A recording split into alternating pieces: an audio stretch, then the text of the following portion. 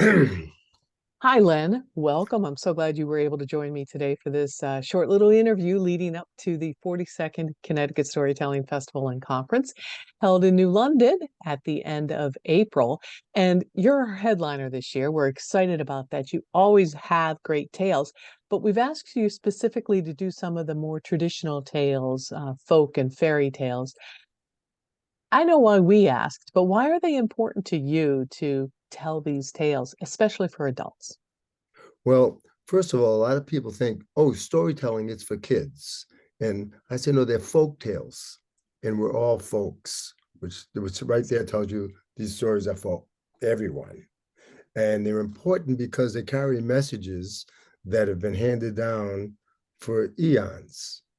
And even though these stories may have been written hundreds or thousands of years ago, there's still a kernel of necessity in these stories for today's society. Basically, all over the world, people told stories. They've been telling stories since the beginning of time. And if you look at folklore from around the world, basically, they're telling the people to be kind, share, don't be greedy, don't be mean. This is what happens when someone's greedy. This is what happens, when people don't share. They tell the stories about droughts and how someone kind of cornered the market on the water and didn't want to share the water or with food. So they're saying, don't be greedy. And so it's a human thing that we share with people because we're all human and we all have these stories, and every culture has these stories. And basically, the stories are telling people be nice, be fair, don't be a jerk. So that's why I like folk tales so much, because the messages that are in those tales are helpful for today's society. And that's why I think it's important that people retell these tales and find the kernel of necessity for today's world that we're living in. We're dealing with droughts, we're dealing with climate change, we're dealing with racism, we're dealing with sexism, just as they did in these older stories. And then when you're looking at these old folk tales, you see the stereotypes in them. The mean old man, right? Not the greedy young man. It's the mean old man or the mean old woman, and it's ageism. So as we look at these folk tales, we could pull things from them that say, that's sexism there.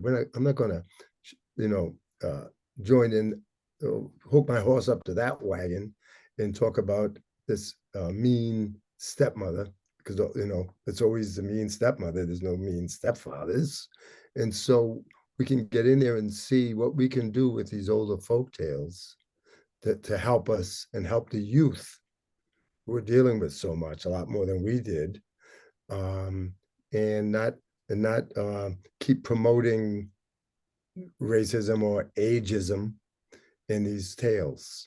And so being aware of the story that you're choosing to tell, and also being aware of the audience that you're telling to, be them children or adults.